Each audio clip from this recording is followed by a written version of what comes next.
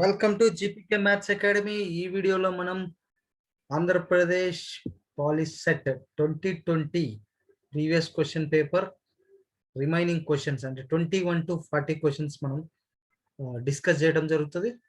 చూడండి, first question 21st question, the missing term of the arithmetic progression. ఎలాంటి series ఇచ్చాడు? 3 ఇచ్చాడు. ఇక్కడ మిస్ అయిందంట 33, 48 అండ్ సో ఆన్ ఉంది. అసలు మనకి జనరల్ గా ఏపీలో ఉంది అనగానే ఏంటండి? Difference same difference between the consecutive terms, difference అనేది సేమ్ ఉంటుంది. అంటే ఇక్కడ ఫర్ సపోజ్ నేను ఇక్కడ ఉన్న పొజిషన్ నేను ఎక్స్ అనుకుంటా, అంటే a2 - a1 = a3 - a2 అవును కదా. అంటే x - 3 = 33 - x. ఈ ఎక్స్ ఇట్ సైడ్ పట్టుకొచ్చేయండి. అంటే ఈ ప్లేస్ లో నేను ఇంకా క్లారిటీ కోసం ఏదైతే మిస్ అయిందో ఆ ప్లేస్ లో నేను ఎక్స్ అనుకుంటా. ఏమవుతుంది? ఏపీ అంటే డిఫరెన్స్ సేమ్ కదా, అందుకోసం x - 3 = 33 - x. ఎందుకంటే a2 - a1 = a3 - a2. So ఈ -x ఇటు వస్తే +x, x + x = 33. ఈ -3 అడిపోతే +3 ఎంత? 36. x + x 2x, then x = 36/2, that is equal to 18. ఆ మిస్సింగ్ టర్మ్ ఏంటి? 18. సో ఇది missing term, option 1. Next question.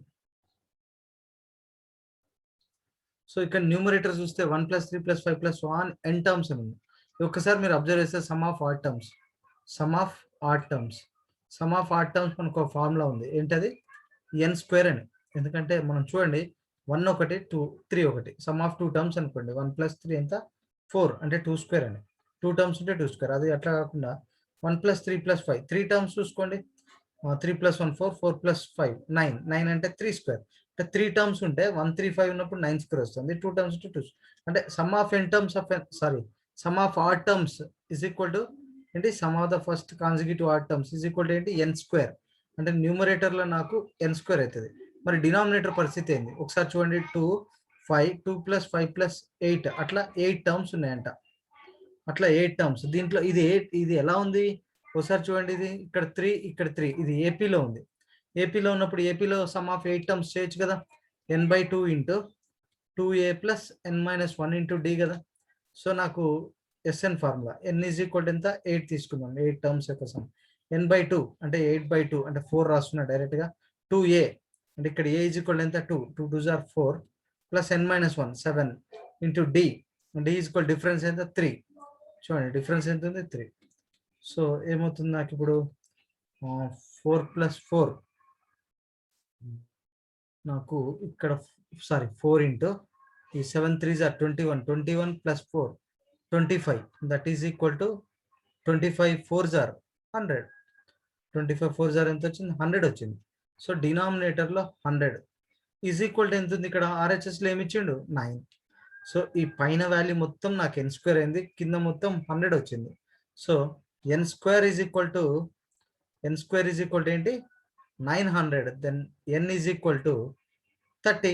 ఎందుకంటే n² అంటే ఇది 30² కదా. So n = 30. సారీ అండి, ఇక్కడ కూడా ఆప్షన్స్ రాయడం మర్చిపోయా. సారీ ఏమనుకోకండి. దీని ఆన్సర్ మాత్రం n వాల్యూ అడుగుతుండు. n వాల్యూ ఎంత అంటే 30 అని తీసుకోండి. Right. Next question. If the 6th term of the GP is 243. అంటే జీపీలో 6th టర్మ్ ఇచ్చిండు. అంటే A6 ఇచ్చిండు. ఎంత? 243. అండ్ ద ఫస్ట్ టర్మ్ అంటే ఏ ఇచ్చాడు 32 అని. Then what will be the 5th term of the GP? అంటే A5 కావాలి. A6 అంటే ఫార్ములా ఏంటి? అంటే అసలు జనరల్ AN అంటే formula general term AR⁻n-1. So ఇక్కడ AR⁻n-1 కదా. ఇక్కడ ఈ టర్మ్ లో మనం 6 పెట్టండి. ఇక్కడ ఎంత వస్తుంది? 6 పెడితే A6 = A × 6⁻n-1 6 - 1 5. అంతే కదా. లేదంటే సింపుల్ గా A6 అంటే AR⁻5. ఒక మాట చెప్తా, డైరెక్ట్ రాసేయండి. A6 అంటే ఏంటి? AR⁻5. సో A6 ఎంత ఇచ్చిండు? 243. 243 = A ఎంత? 32. R ఎంత? R మనకి then what will be the 5th term అన్నాడు కదా. R మనం ఫైండ్ అవుట్ చేయాలి. 5 ఇక్కడ ఏంటంటే కామన్ రేషియో ఇవ్వలే కదా, ఇది 5. సో 243/5 32 ఉంది, ఇక్కడ r పవర్ 5 ఉంది. సో 243/32 అంటే ఏమని రాయొచ్చు ఇక్కడ మనకి ప్రాబ్లంలో 243/32 రాద్దాం, which is equal to r power 5. 243 అంటే ఎంత అండి? 243 అంటే చూడండి 3 పవర్ 4 అంటే ఎంత? 3 పవర్ 4 అంటే 81, 3 పవర్ 5 అంటే 81 ఇంటూ ఇంకో 3, 3 4 3 8 24 అంటే ఇది 3 పవర్ 5 వస్తుంది. ఇక్కడ రాసిన చూడండి, ఇది 3 పవర్ 5 బై ఇదేమో 2 పవర్ 5 32 మనకు తెలిసింది r పవర్ 5 అంటే నేను r is equal to r power 5 is equal to 3/2 whole power 5 అంటే r ఈజ్ ఈక్వల్ టు చాలా క్లియర్ గా మనకు 3/2 వచ్చింది. సో ఇప్పుడు అడిగింది ఏంటి? ఫిఫ్త్ టర్మ్ అడిగిండు. ఫిఫ్త్ టర్మ్ అంటే a5 అంటే ar power 4, ar power 4 a ఎంత? a is equal to 32 and r power 4 అంటే 3/2 whole to the power of 4 అంటే ఏమవుతుంది? 32 ఇంటూ 3 పవర్ 4, 3 పవర్ 4 అంటే ఏంటి? 81/2 పవర్ 4 అంటే 16, ఇందులో 16 ఇందులో ఎన్ని times? 2 times, 2 8 are 16, 162 is the first option. So ఇలా చేయాలి problem. Next question, the arithmetic mean and geometric mean. Arithmetic mean అంటే ఏ కి బి కి అర్థమెటిక్ మీన్ ఏమవుతుందండి? ఏఎం a+b/2 అని. అలాగే అదే ఏ కి బి కి జామెట్రిక్ మీన్ ఏమవుతుంది? Root of AB. ఈ రెండు గుర్తుపెట్టుకోండి. అర్థమెటిక్ మీన్ అంటే a+b/2, జామెట్రిక్ మీన్ అంటే root of AB. The arithmetic mean and geometric mean between two numbers is between the two numbers 75 and 21 respectively. Then the numbers are numbers కనుక్కోవాలి. అంటే arithmetic mean ఇచ్చిండు, AM ఎంత ఇచ్చాడు? 75 ఇచ్చిండు, and geometric mean ఎంత ఇచ్చిండు? 21 ఇచ్చిండు. ఇక్కడ దాని ప్లేస్ లో అది సబ్స్టిట్యూట్ చేయండి. 75 is equal to a+b/2 and geometric mean ఎంత ఉంది? 21 ఇచ్చిండు. 21 ఈజ్ ఈక్వల్ టు ఇక్కడ రాసేయండి రూట్ ఆఫ్ ఏబి. అవునా? అంటే ఇక్కడ ఏబి ఈజ్ ఈక్వల్ టు ఎంత వస్తుంది? స్క్వేర్ చేసుకోండి. ఇది పోవాలంటే స్క్వేర్ చేయాలి. 21 స్క్వేర్ ఎంత? 441.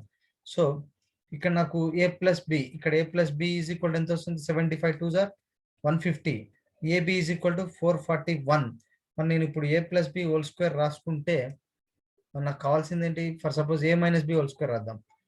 ఎందుకంటే ఇప్పుడు లేదంటే మీరు ఒకసారి సింపుల్ గా చూసుకోండి. a+b 150 ఎక్కడ వచ్చాయి? అబ్బో, అన్నిట్లో 150 వస్తున్నాయి కదా. ఇందులో రావట్లే, ఇందులో వస్తుంది 150, ఇందులో వస్తుంది, ఇందులో వస్తుంది. మరి వాటిలో చెక్ చేయాలంటే ఏ రెండింటిని ప్రొడక్ట్ చేసుకుంటే 441 వస్తుందో చూసుకోండి. ఏ రెండు నంబర్స్ మనం ప్రొడక్ట్ చేసుకుంటే 441 100% ఇది కాదు, ఎందుకంటే ఇక్కడ చాలా పెద్ద నెంబర్ అయిపోతుంది. ఇది వస్తుందేమో చూడండి. ఇంకా 147 into 3, 3 7 are 21, 3 4 are 12, 12 + 2 14. Okay, 3 1 are 3, 3 + 1 4, 441.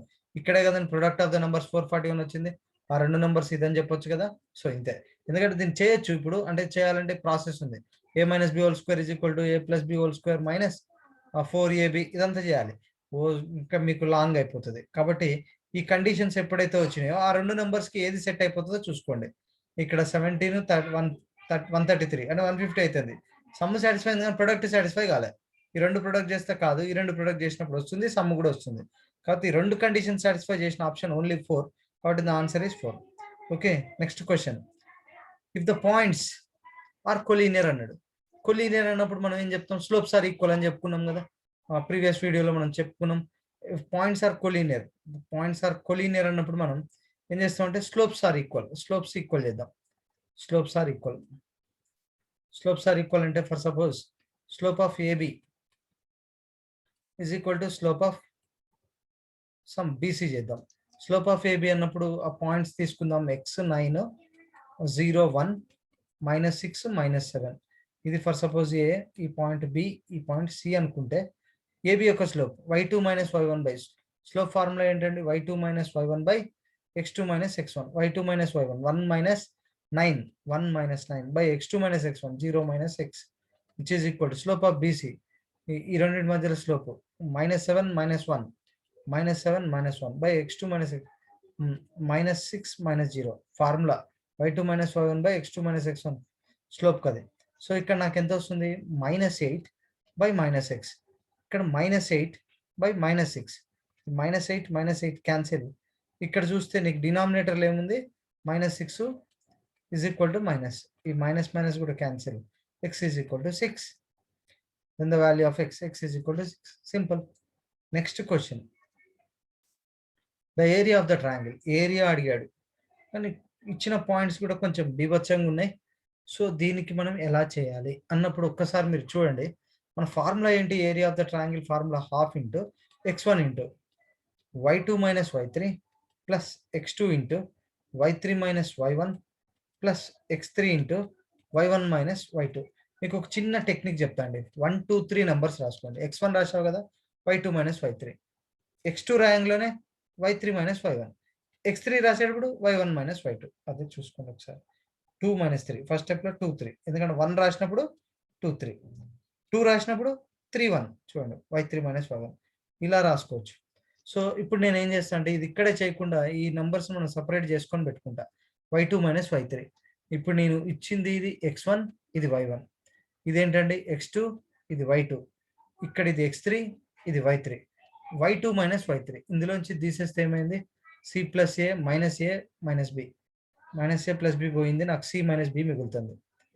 ఇక్కడ c minus B into x1 ఎంత ఏ రాసి పెట్టుకోండి, plus y3 minus y1. Where is y3 అంటే a plus B minus y1 అంటే b ప్లస్ సి, అంటే సబ్ట్రాక్షన్ చేస్తున్నప్పుడు ఇది పోయింది, a మైనస్ సి, ఇక్కడ a మైనస్ సి వచ్చింది, ఇంటూ x2 ఎంత ఉందండి b, ప్లస్ x3 అంటే ఎలాగో సి రాసుకుంటా, y1 మైనస్ y2 ఇందులోంచి తీసేయండి, b plus C minus A, plus C minus C పోయింది, b మైనస్ ఏ. ఇప్పుడు నాకు ఏమవుతుంది? హాఫ్ ఇంటూ ఇక్కడ AC minus AB plus AB minus BC plus BC minus AC. So plus AB minus AB cancel, minus AC plus AC కూడా cancel, plus BC minus BC కూడా cancel, 0 వచ్చిందండి. 0/2 is equal to 0. The fourth option is answer. Next question.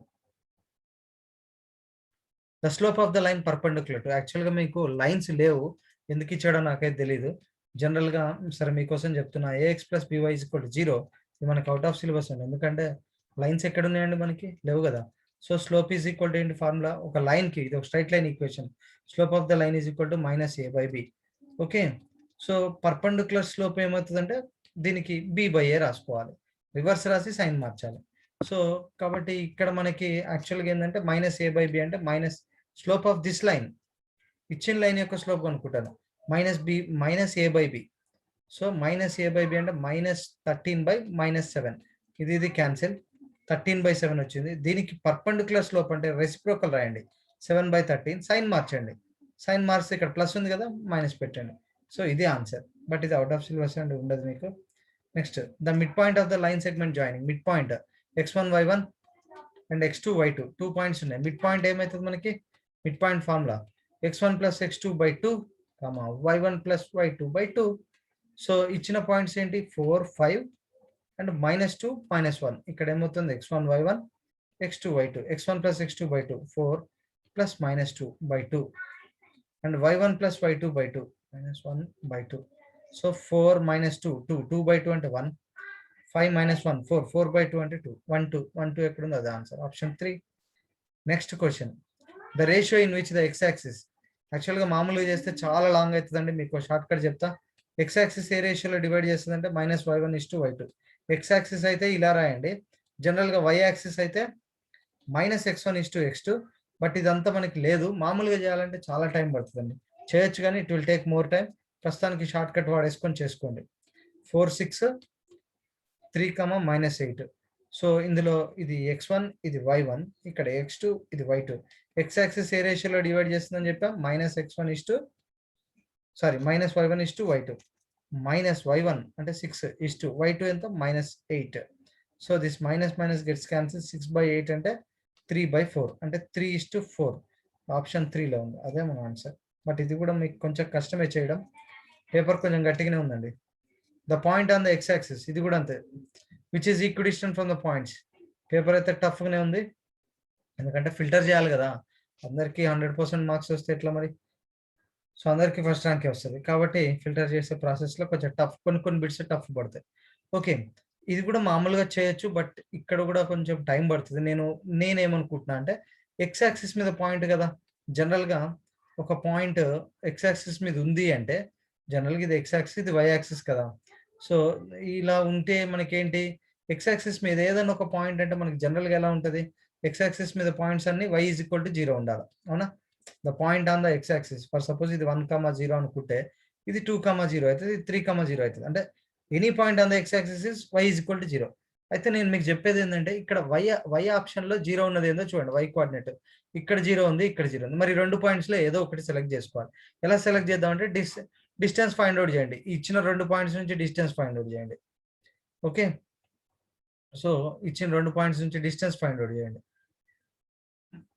నేను first option first తీసుకుంటా, అది రాకపోతే మళ్ళీ third ఆప్షన్కి వెళ్తాం. So -7,0 నుంచి ఏమంటాడు, ఎక్స్ యాక్సిస్ మీద పాయింట్ అంట 2 పాయింట్స్ కి ఈక్వి డిస్టెంట్ లో ఉంటదంట. ఇదొక పాయింట్, ఇదొక పాయింట్, అందుకోసం ఈ 2 పాయింట్స్ మధ్యలో డిస్టెన్స్, ఈ 2 పాయింట్స్ మధ్యలో డిస్టెన్స్ ని ఫైండ్ అవుట్ చేస్తా.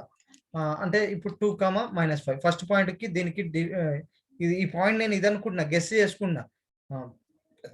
ఈ డిస్టెన్స్ ఏవైతే డిస్టెన్స్ బిట్వీన్ ద 2 పాయింట్స్ మీకు తెలిసిందే, x2 - x1 whole square plus y2 - y1 whole square. So therefore x2 - x1, ఇది x1, ఇది y1, ఇదేంటి x2 y2. x2 - x1 2 - of -2 -7 + 7 whole square plus y2 - y1 -5 - 0 whole square. ఏమైతుంది ఇక్కడ root of ఇది 9 square అంటే 81 plus ఇది -5 whole square అంటే 25. 81 25 అంటే 5 + 1 6, ఇది √106 వచ్చింది. అలాగే ఇదే పాయింట్ నుంచి వేరే పాయింట్కి లైక్ -2,9 ఇది లాంగ్ అయ్యేటట్టు ఉందా లేకపోతే వస్తుందా? సో x,0 నుంచి డిస్టెన్సెస్ వేసుకుంటే డైరెక్ట్గా వచ్చేస్తుందేమో ఆన్సర్. సో అలా కూడా చూద్దాము, ఇదే లాంగ్ అయ్యేటట్టు ఉంది. x2 - x1 ఇక్కడ ఈ 2 పాయింట్స్ మధ్యలో డిస్టెన్స్ ఎంత, -2 నుంచి x2 - x1 అన్నప్పుడు -2 + 7 అంటే 5 స్క్వేర్ ప్లస్ ఇది 9 - 0 9 స్క్వేర్ అంటే ఇక్కడ 25 + 81 దట్ ఈజ్ ఈక్వల్ టు ఇది అగైన్ 106 వచ్చిందండి ఇక్కడ. అంటే ఈ పాయింట్ అనేది మనం చెప్పొచ్చు. లేదు అంటే అసలు జనరల్ ప్రొసీజర్ ప్రకారం ఎలా చేయాలి అని అంటే, లెట్ ఎక్స్ యాక్సిస్ మీద పాయింట్ అన్నాడు కదా, ఆ పాయింట్ ని మనం ఏమనుకుంటాం అంటే x,0 అనుకుంటాం. అలా చేయడం అదొక పద్ధతి. x,0 అని మీకు ఇంటిస్తాను, నేను మొత్తం చెప్పనండి. పాయింట్ నేను జస్ట్ మీకు ఇంటిస్తాను, మీరు కావాలంటే ట్రై చేయండి, ఇక్కడ టైం లేదు కాబట్టి. x,0 అని తీసుకోండి, ఎందుకంటే ఎక్స్ యాక్సిస్ మీద పాయింట్ కాబట్టి. మిగతా ఇచ్చిన 2 పాయింట్స్ ఏంటి, 2,-5 అండ్ -2,9. మీరు ఏం చేస్తారంటే ఈ రెండింటి మధ్యలో డిస్టెన్సెస్ ఈక్వల్ అనుకోండి. ఫర్ సపోజ్ ఈ పాయింట్ పి అనుకోండి, ఇది ఏ అనుకోండి, ఇది బి అనుకోండి. మీరు ఏం చేస్తారంటే PA is equal to PB చేయండి, స్క్వేరింగ్ చేసుకోండి. PA is equal to PB. అప్పుడు నీకు ఎక్స్ వాల్యూ వస్తుంది, ఆన్సర్ వస్తుంది. సో చూసుకొని చెక్ చేసుకొని జాగ్రత్త చేయండి. Next question. సో ఈ ప్రాబ్లంలో పిఎక్స్ ఇచ్చాడు, ఎంత 5 ఇచ్చిండు, అండ్ ఎక్స్ఆర్ ఇచ్చిండు 3. వేర్ ఈజ్ ఎక్స్ఆర్, ఇది 3. నెక్స్ట్ క్యూఆర్ ఇచ్చాడు, క్యూఆర్ ఎంత, ఇది 7.2. సారీ, క్యూఆర్ అంటే ఇదండి, సారీ ఇది మొత్తం 7.2. సో నెక్స్ట్ ఇంకేమి ఇచ్చాడు, find the length of RY. ఈ కొంచెం లెంత్ కావాలి. సో వెరీ సింపుల్ అండి, ఇది ఒక ట్రయాంగిల్ లెక్క కనిపిస్తూనే ఉంది. మీకు బేసిక్ ప్రపోర్షనాలిటీ థీరం ఐడియా ఉంటుంది. In any triangle if a line drawn parallel to one side of a triangle then it divides the remaining 2 sides in the same ratio. కాబట్టి నేను ఏం చేస్తా, PX by XR is equal to QY by YR. So ఇది మొత్తం 7.2 అంటే నేను ఈ QYని ఏమనుకోవచ్చు, నాకు అడిగింది ఏంటి, RY అడిగాడు. ఇది Y అనుకోనా, ఇది Y అనుకుంటే ఇది ఏమవుతుంది, టోటల్ 7.2 కదా, అంటే ఇది 7.2 - Y రాసుకోవచ్చు కదా, అలా రాసేయండి. సో ఇప్పుడు ఇది 5, XR ఏమో 3. ఈ QY ఎంత వస్తుంది, 7.2 - Y బై YR ఎంత, RY ఎంత, Y. సో ఇలా. సో ఇప్పుడు ఏమైతుంది, 5Y is equal to cross multiplication 7.2 - Y into 3. So ఈ -3Y కూడా అడిపోతే అంటే 5Y, okay, is equal to 7.2 into 3 ఎంత అండి, into 3 3 2s are 6 3 7s are 21.6 minus 3y ఇది కూడా ఇటు వస్తే 8y is equal to 21.6, then y is equal to 21.6 by 8. ఇందులో 8 2s are 16, 0.16 పోతే 66 అంటే ఎంత వస్తుంది? 88 జార్ ఆల్మోస్ట్ 2.9 లెక్క రాసేసుకోండి. ఎందుకు ఎగ్జాక్ట్ ఆన్సర్ రాలేదు? ఎక్కడో ఏదో ప్రాబ్లం జరిగిందా? మన క్యాల్కులేషన్ అంతా కరెక్ట్గా ఉంది కదండి. ఇది నేను y అనుకున్నా, 7.2 - y అంటే ఇది అంటే 2.8 సంథింగ్ వస్తుంది కాబట్టి 2.9 కింద తీసేసుకోండి. ఎందుకని రాలే ఎగ్జాక్ట్ ఆన్సర్? సార్ చెక్ చేసుకోండి. px/xr = qy/ ఇది y అనుకున్నా, qy/yr కరెక్టే. 5y = 7.32 = 6, 3 7 = 21, 21.6 కరెక్టే. ఈ -3y వస్తే +3y అంటే 8y. ఎందుకు క్యాన్సిల్ అవ్వట్లేదండి? ఇక్కడ ఏదో ప్రాబ్లం ఉన్నట్టు చూసుకోండి. సో ప్రొసీజర్ ఇది. ఓకే, ఇది మనకి ఎగ్జాక్ట్గా అంటే ఇది నీకు ఎన్ని టైమ్స్ అంటే 8 2 = 16 కదా. 16 అంటే 56. సారీ, మనమే రాంగ్ ఆన్సర్ చేస్తున్నాం. ఏంటి, ఎలా చేసాము ఒకసారి చూడండి. ఇక్కడ 8 2 = 16 కదా, మిగిలిందంతా 50, 56, 5 మిగులుతుంది కదా. 56 అంటే 7 టైమ్స్. సారీ అండి, ఇది కాదు. 8 7 = 56. ఓకే, కొంచెం కేర్ఫుల్గా చేసుకోండి. Next, if the ratio of the corresponding sides of two similar triangles is 2:3, then the ratio of the corresponding altitudes. వేరే ఏం లేండి, ఒక 2 ట్రయాంగిల్స్ మనకి, for suppose triangle ABC similar to triangle PQR అని తీసుకోండి. మీరు ఒక్కటే గుర్తుపెట్టుకోండి, ఏమైనా 2 ట్రయాంగిల్స్ సిమిలర్ అన్నాడు అనుకోండి, వాటి యొక్క ఏమడుతాడు, కరస్పాండింగ్ సైడ్స్ రేషియో ఇచ్చిండు. Then the ratio of the corresponding altitudes అంటాడు. అంటే రేషియో ఆఫ్ ఆల్టిట్యూడ్స్ అంటే ఫస్ట్ దాని ఏమని అనుకుందాం, ఇక్కడ ఆల్టిట్యూడ్ P1 అనుకుందాం. అంటే ఏమవుతుందంటే ఆల్టిట్యూడ్స్ యొక్క రేషియో కావాలి అని అన్నప్పుడు మీకు సైడ్స్ యొక్క రేషియోనే సేమ్, మళ్ళా సైడ్స్ రేషియో ఆఫ్ సైడ్సే. అంటే లైక్ ఫస్ట్ ట్రయాంగిల్ నుంచి ఫర్ సపోజ్ నేను మీకు ఒక చిన్న ఎగ్జాంపుల్ గీసేస్తే, ఇక్కడ చూడండి ఏబిసి, ఇక్కడ ఏంది సమ్ PQR, ఒక ఆల్టిట్యూడ్ పర్పెండిక్యులర్, ఇది D అనుకుందాం, ఇక్కడ ఆల్టిట్యూడ్ సమ్ PM అనుకుందాం. Okay, perpendicular. సో ఇప్పుడు నాకు సైడ్స్ యొక్క రేషియో ఇచ్చిండు. ఫర్ సపోజ్ ఇదే తీసుకుందాం, డైరెక్ట్ చెప్తున్నాం. సో సైడ్స్ యొక్క రేషియో ఇచ్చాడు, ఎంతది, AB/PQ తీసుకుందాం. ఫర్ సపోజ్ ఎంత, 2:3 అంటే 2/3 అని. Then the ratio of altitudes అంటే AD/PM ఎంత అన్నాడు. అంటే AD/PM రేషియో ఆఫ్ ఆల్టిట్యూడ్స్ కావాలంటే మళ్ళీ రేషియో AD/PM = AB/PQనే, సైడ్స్ యొక్క రేషియోనే. అంటే సేమ్ ఆన్సర్ 2:3. ఎక్కడ మారుతుంది అంటే ఆల్టిట్యూడ్స్ రేషియో అడిగినా సైడ్స్ రేషియోనే. గుర్తుపెట్టుకోండి, ఆల్టిట్యూడ్స్ రేషియో అడిగినా సైడ్స్ రేషియోనే. మీడియన్స్ అడిగినా మీడియన్స్ రేషియో అడిగినా సైడ్స్ రేషియోనే. పెరిమీటర్స్ రేషియో అడిగినా సైడ్స్ రేషియోనే. ఓన్లీ ఏరియా అడిగినప్పుడు మాత్రమే మీకు సైడ్స్ యొక్క స్క్వేర్స్ యొక్క రేషియో అవుతుంది. సైడ్స్ యొక్క స్క్వేర్స్ యొక్క రేషియో గుర్తుపెట్టుకోండి. సో ద ఆన్సర్ ఈస్, ఇప్పుడు ఆల్టిట్యూడ్స్ రేషియో అడిగింది కాబట్టి ఆల్టిట్యూడ్స్ రేషియో అన్న ఓన్లీ సైడ్స్ రేషియోనే, అగైన్ సేమ్ సైడ్స్ రేషియోనే, కాబట్టి ఇది ఆన్సర్ మనకి. Next question, in which in the given figure if AB is equal to C, AB is equal to C, AB is equal to C anta, AC is equal to small b anta, then AD is perpendicular, ఇది perpendicular అంటే ఇది perpendicular, ఇది కూడా perpendicular అవుతుంది. Then AD ఎంత అని అడుగుతాడు. ఒకసారి చూడండి, మీకు ఇక్కడ మీకు AD అనేది యాక్చువల్గా చెప్పాలంటే మనకి ఒక అంటే మనకి 10th క్లాస్ బుక్ లోనే ఉందండి ఈ ప్రాబ్లము. ఏంటి అని అంటే, నా బుక్ల ప్రకారం చేసుకుంటే ఈజీగా వచ్చేస్తుంది సార్. ఆ రిజల్ట్ మనకు గుర్తులేకపోతే ఎట్లా, రిజల్ట్ గుర్తులేకపోతే మొత్తం చేసుకోవాల్సి వస్తుంది. ఇక్కడ ఏంటంటే ఇది మనకి బుక్ లో ఇచ్చిన దాని ప్రకారం ఇక్కడ P ఉంటుంది జనరల్గా, అదే మనకి లెంత్. అంటే CP = AB అవుతుంది. అంటే ఇక్కడ మనకి లైక్ అక్కడ డిఫరెంట్ ఉంటుంది, మనం చేయలేము జనరల్గా. సరే, నేను ఇప్పుడు ఏం చేస్తా అంటే ఫర్ సపోజ్ మీకు ఒక చిన్న ఇది చేస్తా. ఎట్లా అంటే ఫర్ సపోజ్ గుర్తులేదు మనకి, వాస్తవానికి గుర్తులేదు అనుకుందాం, నాకు కూడా గుర్తులేదు. సో నేను ఏం చేస్తా ఇప్పుడు అంటే, ఇది అసలు ఏం రాయ, ఇది మాత్రమే ఇచ్చిండు కదా. సో ఏం చేస్తా అంటే ఒక్కసారి చూడండి, ఇలా ఇచ్చాడు కదా. ఇప్పుడు నాకు చెప్పండి, ఒక రైట్ యాంగిల్ ట్రయాంగిల్ ఉంది, ఇది ఒక రైట్ యాంగిల్ ట్రయాంగిల్. దీని యొక్క సైడ్ ఇది ఒక C అనుకున్నా, ఇది ఒక B అనుకున్నా, ఇది రైట్ యాంగిల్ ట్రయాంగిల్. ఎందుకంటే in the given figure AD is perpendicular to ABC is right angle triangle అనే ఉంటాడు. ఎందుకంటే అది AD is perpendicular to BC ఇక్కడ మనకి ఫిగర్లో కూడా ఇచ్చి ఉంటాడు. నేను సరిగ్గా గీసి ఉంటాను.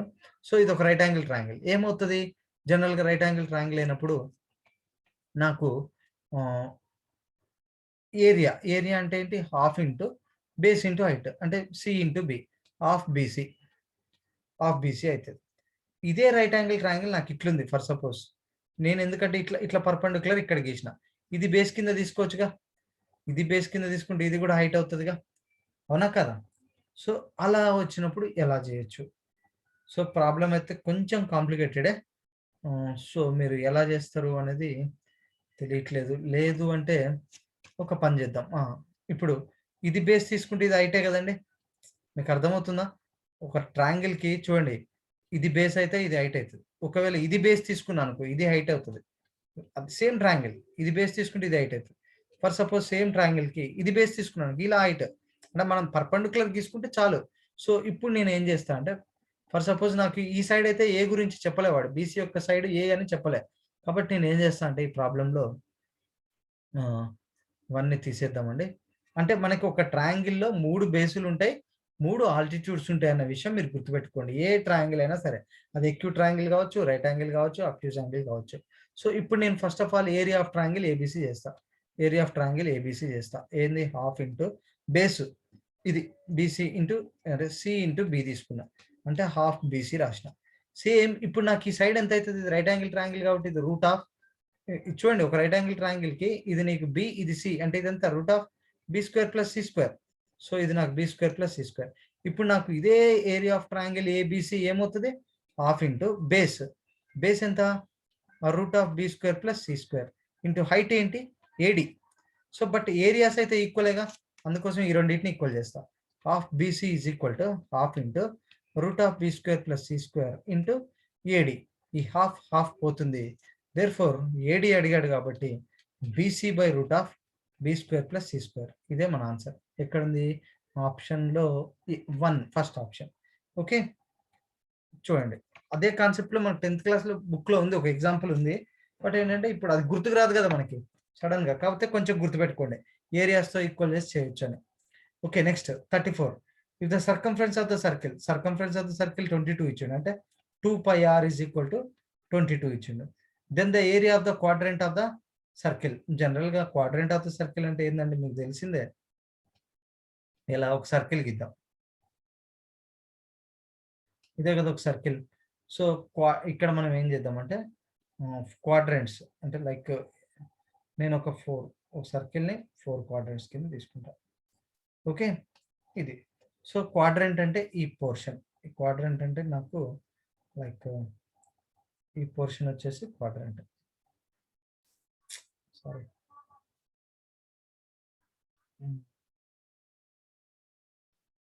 సో ఇక్కడ క్వాడ్రంట్ అంటే ఇది, అదే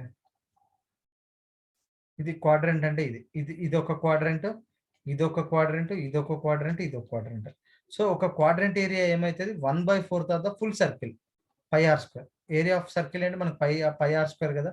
so area of the quadrant of the circle అడిగాడు, ఇచ్చింది ఏంది 2πr = 22 ఇచ్చిండు. దాంట్లోంచి నాకు r వాల్యూ ఏమవుతుంది, r = 22/2π అవుతుంది.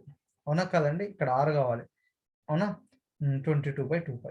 సో నాకు ఇప్పుడు ఏం కావాలి, ఇప్పుడు find then the area of the quadrant of the circle. Quadrant ఒక క్వాడ్రంట్ ఇది కావాలి, అంటే ఏరియా ఆఫ్ క్వాడ్రంట్ ఇది ఏరియా ఆఫ్ క్వాడ్రంట్ రాస్తున్నా 1/4 అంటే π/4 రాసుకో. r² అంటే దీని స్క్వేర్ కదా 22/2π హోల్ స్క్వేర్ అంటే ఎంత అవుతుంది π/4 ఇంటూ 22 ఇంటూ 22/2 ఇంటూ π². ఇక్కడ π ఇంటూ π, ఒక π అయితే క్యాన్సిల్ అవుతుంది, అవునా.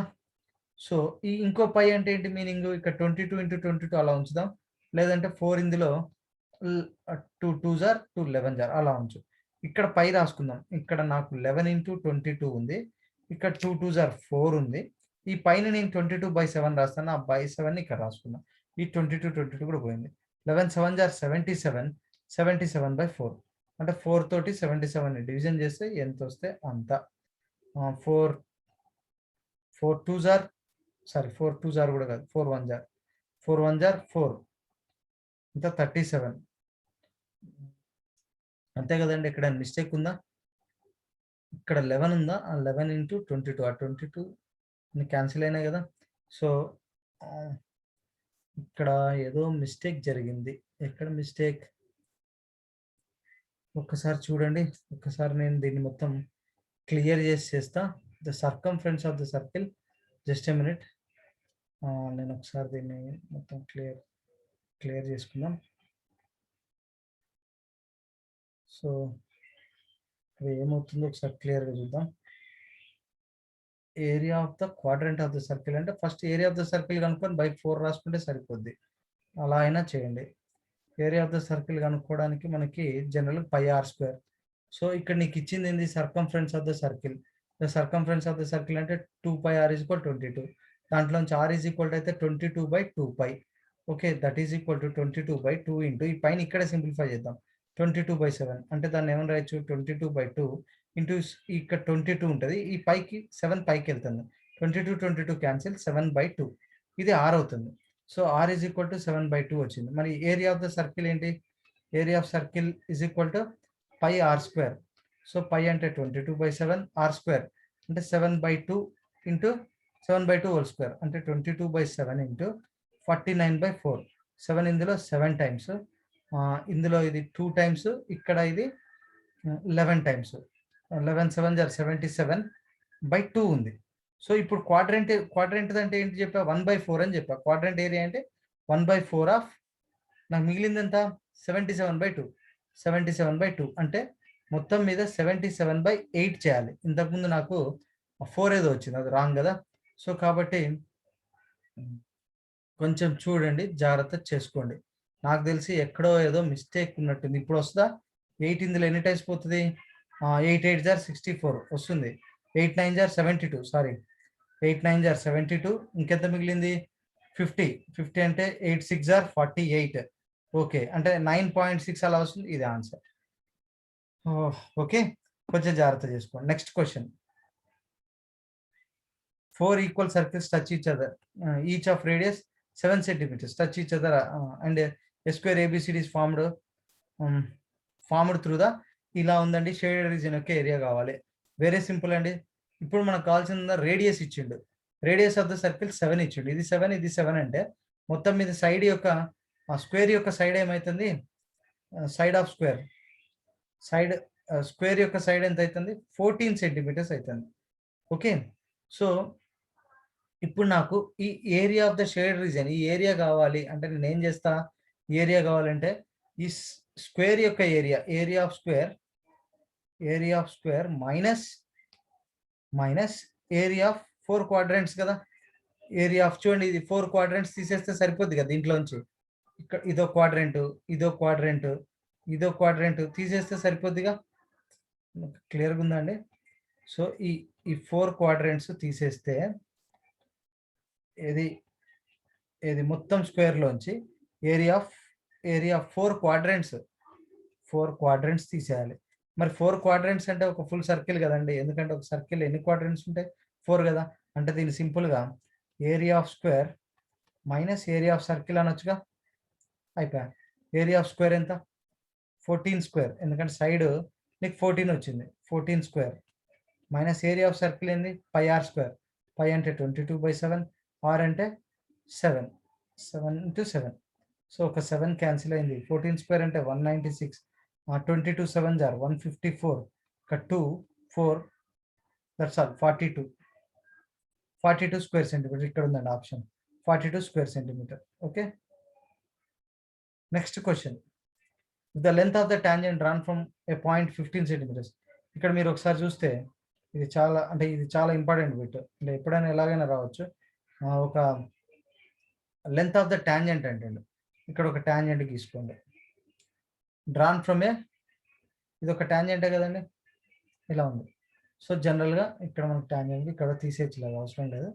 So drawn from a point 15 centimetres away from the centre of the circle.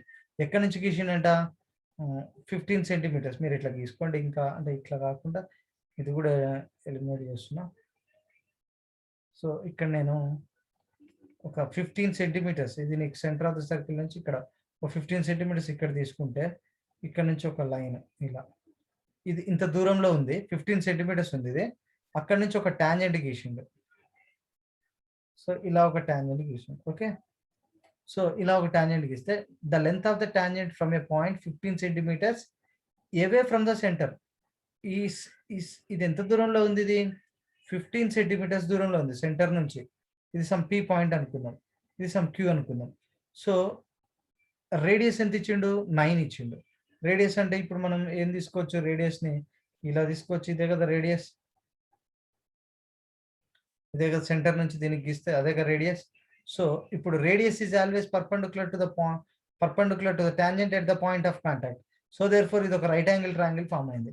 So general గా రైట్ యాంగిల్ కి ఆపోజిట్ ఉండేది ఇది హైపాటెన్యూస్, రైట్ యాంగిల్ కి ఆపోజిట్ ఉండేది హైపాటెన్యూస్.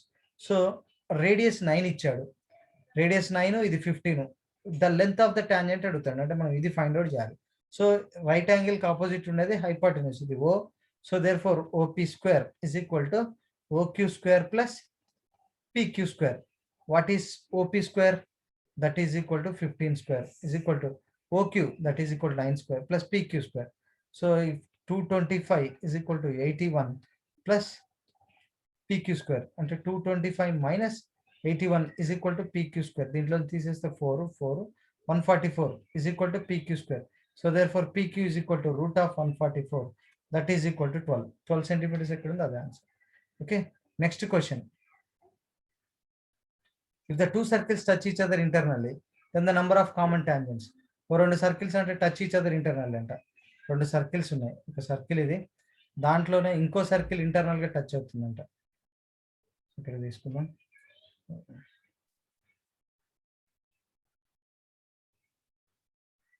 సో ఇలా ఒక సర్కిల్ ఇంటర్నల్ గా ఇంకో సర్కిల్ టచ్ అవుతుంది. ఎన్ని టాంజెంట్స్ గీయొచ్చు అన్నది, అంటే కామన్ టాంజెంట్ ఇప్పుడు ఎన్ని టాంజెంట్స్ గీయగలుగుతాం మనం మాక్సిమం? ఇక్కడ చూస్తే ఇది ఒక్కటే టాంజెంట్ గీయగలుగుతాం. ఇంకేమైనా గీస్తామండి? రెండింటికి టాంజెంట్ అంటే విచ్ టచ్ చేస్తే సర్కిల్ కదా, ఎక్కడ టచ్ అవుతుంది? ఆ రెండు సర్కిల్సే ఒక చోట టచ్ అయినాయి, ఒకే ఒక పాయింట్ దగ్గర టచ్ అయినాయి. సో ఆ పాయింట్ దగ్గర మాత్రమే మనం టాంజెంట్ గీయగలుగుతాం. సో కాబట్టి దాని ఆన్సర్ ఎంత అని చెప్పొచ్చు? ఇప్పుడు మనం number of tangents drawn to the two circles which touches each other internally is only 1. Okay, next question.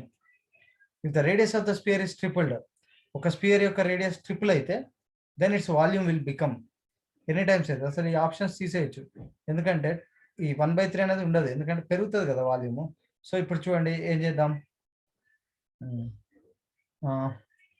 So ఒక radius of the spear triple అయిందంట, వాల్యూమ్, ఆ స్పియర్ యొక్క వాల్యూమ్ ఏంది? వాల్యూమ్ ఆఫ్ స్పియర్ ఫార్ములా ఏంటి? Volume of sphere 4/3 πr³. ఇప్పుడు are అనేది triple అయిందంట, అంటే 3r అయింది. ఇప్పుడు సబ్స్టిట్యూట్ చేయండి. ఇంతకుముందు వాల్యూమ్ ఏముంది? ఇప్పుడు 4/3 πr³ కదా. ఇప్పుడు న్యూ వాల్యూమ్ అనుకుందాం, 4/3 π ఇంటూ ఇక్కడ ఆర్ ఎంత అయింది? 3r అయింది. ట్రిపుల్ అంటే 3 టైమ్స్. ఓకే, సో ఏమైతుంది? 4/3 π ఇంటూ 27r³. అంటే ఈ 27 ఒక్కదాన్ని పక్క రాసేయండి, మళ్ళీ యాజ్ ఇట్ ఈస్ గా 4/3 πr³ రాయండి. ఇది ఒరిజినల్ వాల్యూమ్ కదా, అంటే 27 టైమ్స్ పెరిగింది ఒరిజినల్ వాల్యూమ్కి. ఇది ఒరిజినల్ వాల్యూమ్ కదా 4/3 πr³. ఇక్కడ నుంచి చూడండి, ఈ 27 బయట తీసుకొచ్చా, మళ్ళీ 4/3 πr³ యాజ్ ఇట్ ఈస్ రాసా. రిమైనింగ్ అని అంటే జస్ట్ రీఅరేంజ్ చేసుకున్నా. ఎన్ని టైమ్స్ పెరుగుతుంది? 27 times. Next question. A patient in hospital is given soup daily in a cylindrical bowl. వాడికి ఒక సిలిండ్రికల్ బౌల్లో రోజు పేషెంట్కి హాస్పిటల్లో వాళ్ళు ఏం చేస్తారంట, సిలిండ్రికల్ బౌల్లో వాళ్ళకి లైక్ సూప్ ఇస్తానంట. సో సూపు ఎక్కడ వరకు ఇస్తాను, ఎంత హైట్ వరకు ఇస్తాను ఏంటంటే 4 సెంటీమీటర్స్ హైట్ అంట. డయామీటర్ ఇచ్చాడు, d = d7, అంటే r ఏమవుతుంది? 7/2, ఎందుకంటే radius is half of the diameter, and h ఏంది? 4 సెంటీమీటర్స్. రేడియస్ ఉంది, హైట్ ఉంది, కాబట్టి వాల్యూమ్ ఆఫ్ ద సిలిండర్ కనుక్కోలేము మనం. అంటే దీంట్లో సూప్ యొక్క వాల్యూమ్ కనుక్కోలేమా? ఈజీ కనుక్కోవచ్చు. ఏంటది? Volume v = πr²h. సో π అంటే 22/7, r² అంటే 49/4, డైరెక్ట్ రాస్తున్నాండి ఇది, ఇంటూ h ఎంత? 4. ఈ 4 క్యాన్సిల్, 7 ఇందులో 7 టైమ్స్, అంటే 22 × 7, దట్ ఈజ్ ఈక్వల్ టు 154. ఎంతమంది పేషెంట్స్ ఉన్నారంట? 100, అంటే ఇంటూ 100తో మల్టిప్లై చేయండి. సో 15400 సెంటీమీటర్ క్యూబ్ వస్తుంది.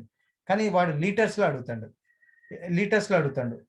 So how many litres has to supply, ఇక్కడ లీటర్స్లో అడుగుతండి. మనకు తెలుసు 1000 centimetre cube is equal to 1 litre అని. సో డివైడెడ్ బై 1000 చేద్దాం. లీటర్స్లో వచ్చేస్తుంది 2 zeros పైన 15.4 ఎంత వస్తుంది? 15.4 లీటర్స్ బై 10 ఉంది కదా అది. సో ఇది option 3. Okay, next last question of this video అండి. The total surface area of the cone with slant height 21 meter and diameter of its base is 21 meter. 21 meter is ఏమడుగుతాను? Total surface area of the cone. Total surface area of the cone formula TSA of the cone. నేను డైరెక్ట్గా రాయలేనండి, ఎందుకంటే నాకు ఒకటి తెలుసు. ఎందుకు అంటే cone ఎలా ఉంటుందో మనకు తెలుసు. ఇప్పుడు మీకు కోన్ గీసి చూపిస్తా చూడండి.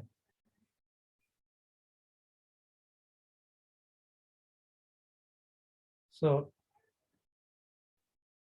ఇది కోన్ అనుకుందాం. ఓకే, సో ఇక్కడ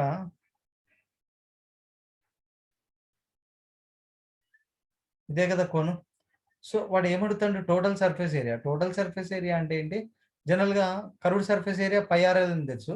మరి టోటల్ సర్ఫేస్ ఏరియా అంటే దానికి దీన్ని యాడ్ చేయడమే. ఈ బేస్ని ఈ కర్వ్ ఉంది కదా, ఈ కర్వ్ది చేసేసుకుంటే మనకు వస్తుంది. అంటే πRL అనేది like curved surface area plus base area. Base area ఏంటి? πr². నేను ఈ రెండిట్లోంచి యాక్చువల్గా మీరు డైరెక్ట్ ఫార్ములా గుర్తుపెట్టుకోండి, L+R. π అంటే 22/7, R ఏమేమి ఇచ్చిండు? డయామీటర్ 24 ఇచ్చిండు. అంటే D24 ఇస్తే R ఈజ్ ఈక్వల్ టు ఏంటి? R is equal to 12 metre, half కదా, D/2. అండ్ ఇంకేమి ఇచ్చిండు? స్లాంట్ హైట్ L ఇచ్చాడు, ఎంత? 21 మీటర్. అవి రాసేయండి. 21 plus R is equal to 12. So 22/7 into ఇది ఒక 33. 22 ఇంటూ 33. ఇంక ఇది మనం అరే ఇది ఇంకా 33, ఇది పై కదా. So 24 metre total surface area of the cone with slant height. Slant height అంటే ఎల్ఏ రాశాం. సారీ, ఒక చిన్న మిస్టేక్, ఇక్కడ ఆర్ వాల్యూ రాయలే. మళ్ళీ ఆర్ ఈజ్ ఈక్వల్ టు ఇంకొక 21 ఉంది కదా, ఇక్కడ చూడండి పై రాశా ఆర్ రాసుకోవాలి. ఒక్కసారి చూడండి. ఓకే, సో ఇక్కడ పై అంటే 22/7 ఇంటూ ఆర్ వాల్యూ ఎంత తీసుకున్నాం మనం? ఒక 12.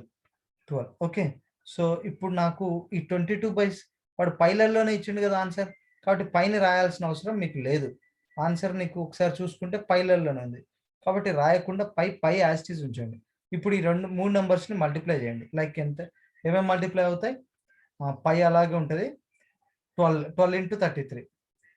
పై అలాగే ఉంది, 12 into 33.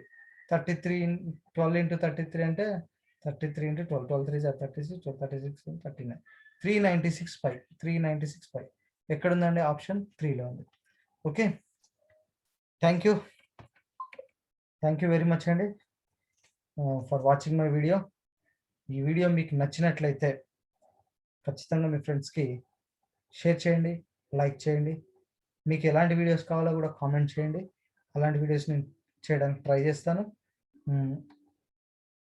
Okay, once again thank you very much.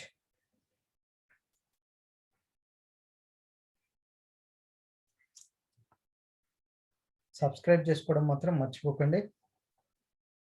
Okay.